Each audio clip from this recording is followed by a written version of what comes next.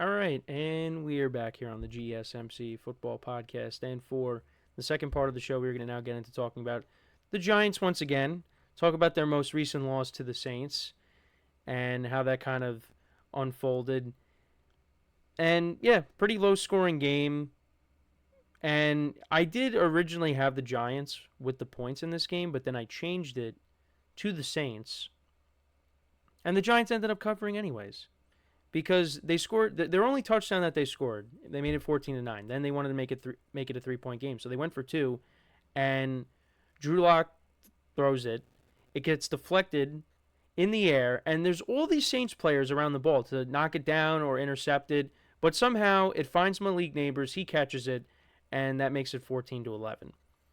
But it was a very ugly game, very low scoring. Derek Carr got hurt in this game, actually, like I said. Um, and then on top of that, you had the banner fly over MetLife Stadium, which said, I think it has the exact message in the article that I have up here, but it basically just told John Mara enough is enough. You need to end this dumpster fire, basically. And the media tried to get John Mara to comment, and he declined to comment. Now, this also actually happened in this article. It talks about how it happened in the 1970s when fans expressed their displeasure with the banner that read, 15 years of lousy football, we've had enough. So, yeah, it's basically the same thing. Now, the Giants have had a couple of years where they made the playoffs in between this horrible stretch of football, but they've been blips on the radar. What happened after the Giants made the playoffs in 2016? They had a terrible record. What happened in 2022 or 2023 after the Giants made the playoffs? They went 6-11.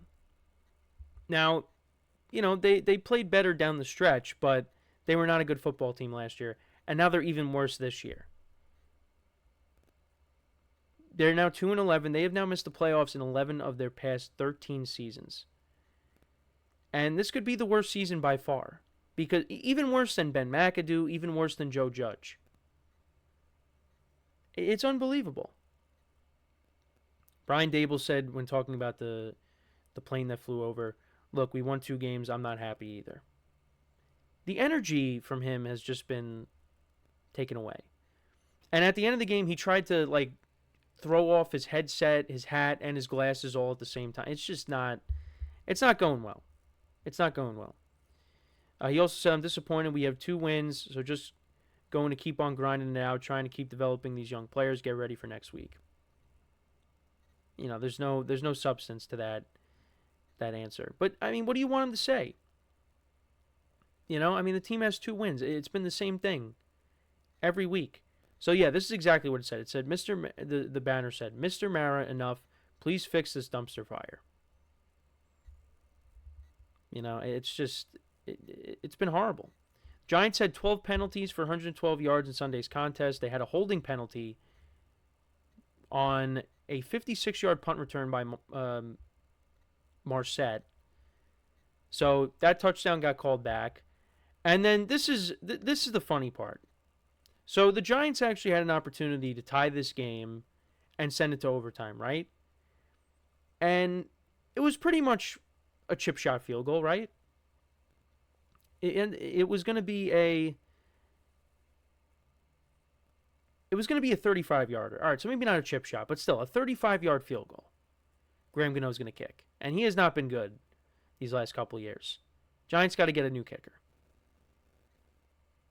This is from the Saints 17, and it ends up getting blocked. It's unbelievable how this team continues to find new ways to lose games. Now, Giant fans want them to lose games because they want the higher draft pick and they want to get their franchise quarterback. I get that. And it makes sense because quarterback is the biggest need for this team right now. And we just talked about it in the last part of the show here. But it's just amazing how they make you think they're going to win. Now, it hasn't been the case a lot this year, but there's been plenty of times over this horrible stretch of seasons where they make you think they're going to win, or they make you think they're going to come back, and then something like this happens, where there's a blocked field goal at the end of the game. And Drew Lock was not good. 21 of 49, 227 yards, no touchdowns and a pick. He had 59 yards on the ground, 45 yards on the ground by Tyrone Tracy. Malik Neighbors had 5 receptions for 79 yards. Daniel Bellinger, 5 for 45. Darius Slayton, only 2 receptions for 27 yards. Jalen Hyatt. I think the Giants should trade him, honestly.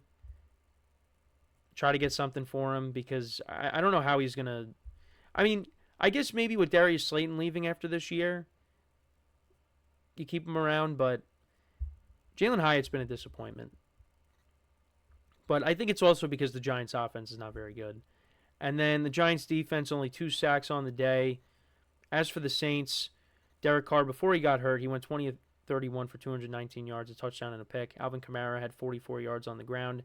Kendre Miller had 32 yards on the ground and a touchdown. I mean, him in the pile, they pushed him in for a touchdown. Marquez Valdez-Scantling had 4 for 51. Juwan Johnson had 4 receptions for 50 yards and a touchdown. Foster Moreau had 2 for 40. Saints defense, they had 2 sacks on the day of Drew Lock. Actually, Groupie, their kicker, missed a couple field goals too.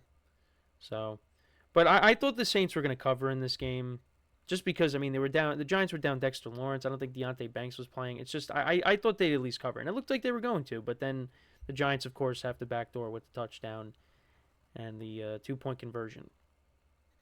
Giants actually had more total yards than the Saints in this game, and they both averaged around the same when it comes to yards per play.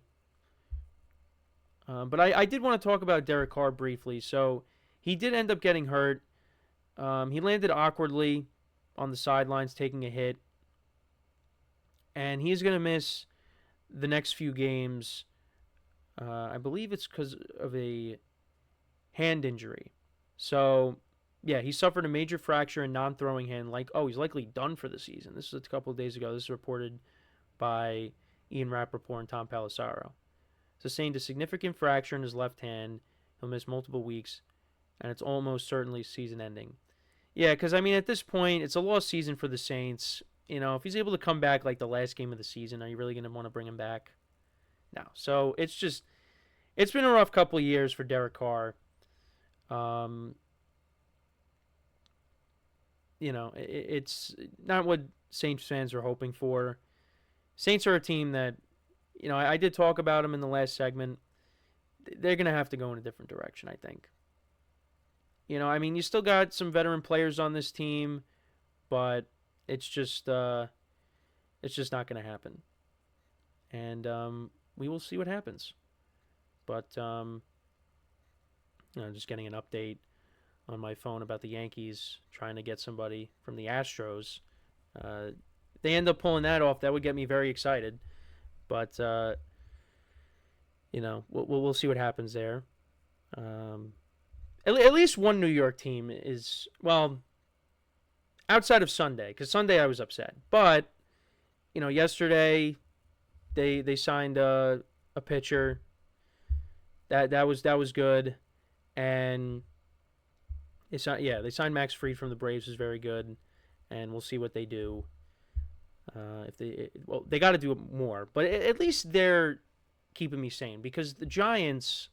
Well, I shouldn't. When it comes to the Giants, though, I've been checked out, so they can't hurt me.